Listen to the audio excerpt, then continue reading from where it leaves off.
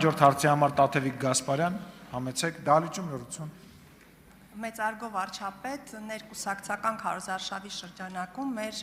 մարզային երկօրյա այցերը եւ քաղաքացիների հետ հանդիպումներն իսկապես տպավորիչ էին եւ մեզանից շատերը ձեր լայվում հնարավորություն ունեցանք կիսվելու մեր տպավորություններով, անելու արձանագրություններ, սակայն դուք չկարողացաք օգտվել այդ հնարավորությունից, քանի որ հեռախոսի մարտկոցը նստեց եւ ես ձեզ կխնդրեի որպեսզի դուք օգտվեք այս իմ հարցի հնարավորությունից եւ մեր հանրության հետ կիսվեք ձեր տպավորություններով։ Հարցին կպատասխանի Հայաստանի Հանրապետության վարչապետ Նիկոլ Փաշինյանը, համեցեք պարոն վարչապետ, դահլիճում լրություն։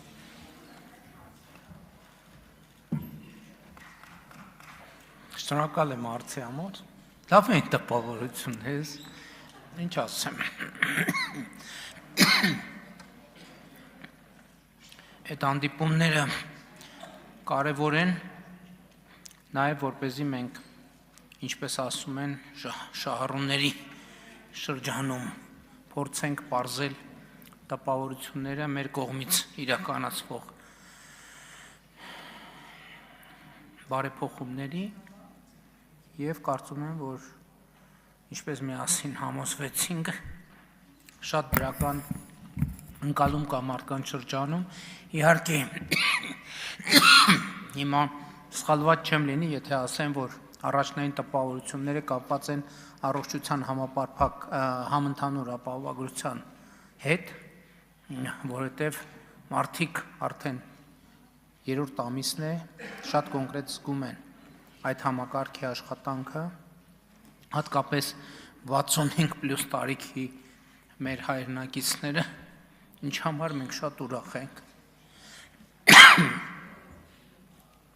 Այդքանը։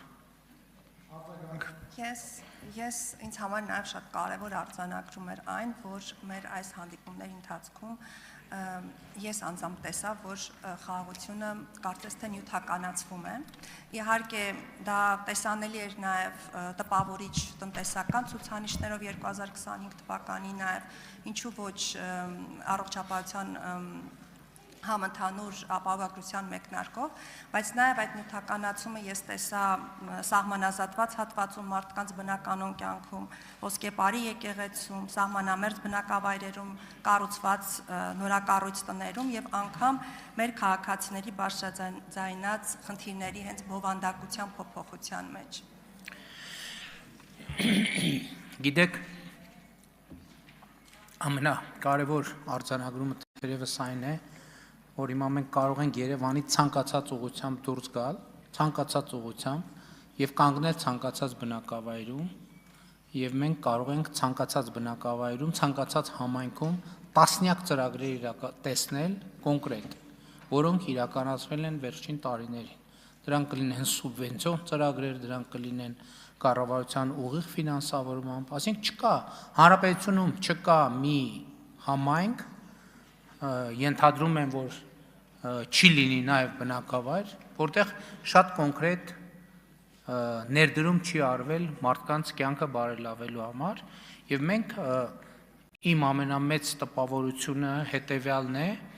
որ մենք ինչպես